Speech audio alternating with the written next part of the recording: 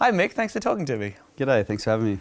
You have done 4 tours of Afghanistan. You're a Special Forces soldier. I'm a comedian, so I guess we both know something about bravery, I guess, really. Yep. Just relax. I'm just like you. I'm a normal guy. So tomorrow's Anzac Day. Yep. You're 33, is that right? Yes, yep. So often we think of Anzac Day, we think of older gentlemen, elderly men marching with medals and such. What is Anzac Day like for young veterans like yourself? Look, it's the same. We're there to commemorate the World War I and World War II and all engagement veterans, and to celebrate our own mateship and remember our mates that have been lost or injured overseas. And hopefully the public also reconciles that and says thanks to the younger veterans out there tomorrow. Are younger veterans of recent wars treated differently, do you think, from the first 2 world wars of Vietnam? Yeah, look, a little bit more awareness would be good for the young veterans. Young veterans are suffering, great hardships at the moment. Last year alone, there was 85 suicides. And we need to focus on the recovery and transition to civilian life for these young veterans. Why is that, do you think? Why aren't return services, living veterans right now, coming back from these wars, getting the services they need? Look, I think it starts with the Defence Force. I don't think the Minister of Defence is doing enough to hit the issue at the grassroots level, and it's an unfortunate outcome because people are eventually going to want to stop joining Defence if they know they're not being looked after. Could you tell me how your PTSD sort of manifests itself in your life? Yeah, look, I lost over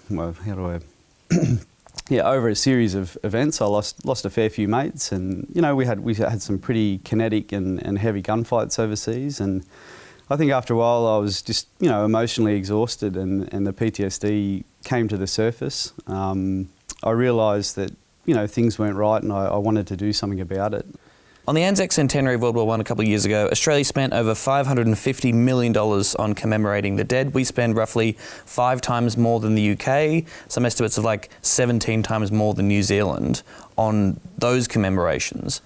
Do you think there's a case for that money to be better spent on our surviving veterans who are alive today?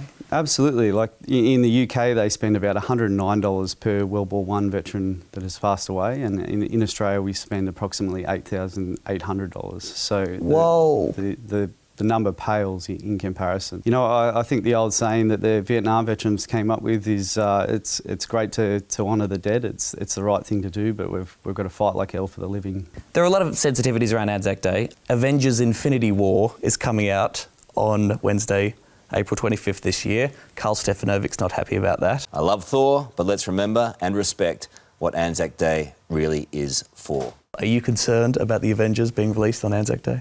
No, look, I would, if I wasn't working, I'd probably go myself after the service. You've got stuff on. Yeah. They're not having dawn screenings of the film. Yep. I feel like you can go to the dawn service and you can pay your respects, and then in the afternoon see Thor kick some ass. Yeah, well, look, everyone can spend the day like they want, and I think most of the diggers would feel the same way about that.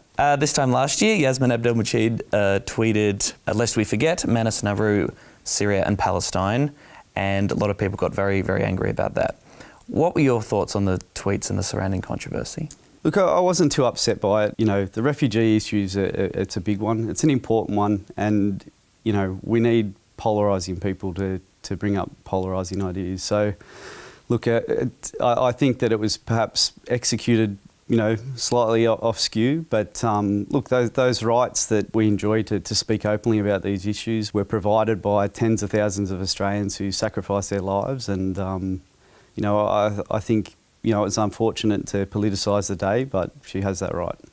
Taliban fighters have been making gains against Afghan forces despite the support of US military trainers and advisors. ISIS was able to blitz across Iraq 3 years ago. The chaos and carnage of Syria's war. Do you follow the politics of the Middle East, having come back home? Do you follow the kind of chaos and war that's carrying on over there? Yeah, look, I do, and I'm always upset by what I see, and especially the news coming out of Syria. It's horrific to see. I mean, it is impossible for me to not think about the situation in Syria as we're going into Anzac Day, right? We're talking about the horrors of war, the incredible sacrifice that people make when they go to war, and our Prime Minister is not necessarily ruling out the idea of potentially being involved in a conflict there. What do you think about that?